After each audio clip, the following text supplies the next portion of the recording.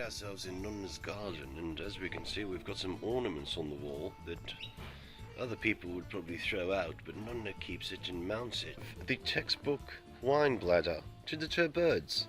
On the edge of the garden here we have the rustic tools. These wooden pavers finish off Nonna's garden remarkably. And of course we have an array of hanging baskets.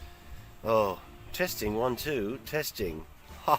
In Nonna's garden we have multiple hoses, as you can see. Hose 1 has a blue colour, green hose. Fantastic. And the biggest mystery of Nonna's garden is a hose reel, rustic, with no hose. This tiki torch, I believe, was stolen from the set of Survivor. Apparently Italians use this for the pea growing. The pea runs up, not down. The pea runs up. Also has an aloe vera plant right here. Ow! Which can sting you. Do not touch the aloe vera plant. Is what's called a Quisteriera, buffet and hutch, a collectible from the 1990 World Cup. Originally this was filled with olive oil. What's it filled with now, you ask? Coca-Cola. What an Italian would call a pupazzo. His name is Turido. Pini erectus. Cacti. Painting of elephants on the African plain, which was made by a gentleman named...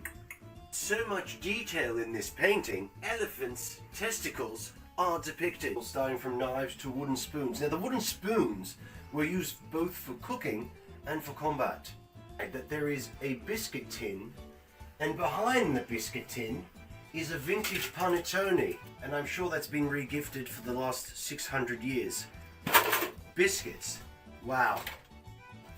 No biscuits here. Just sewing needles. We have a third hose. There was a fire. Let me tell you, Nonna will be able to put it out before the fire brigade. Uncovered underneath is a styrofoam box with sauce bottles ready for sauce season. Actually, a persimmon in English. In Italian, these are called khaki. I wouldn't start my ignition with one of these, let me tell you. And that's the end of our broadcast. I'm David Mousetit. See you next time. I think it's time for a coffee, Nonna? Bottoms up.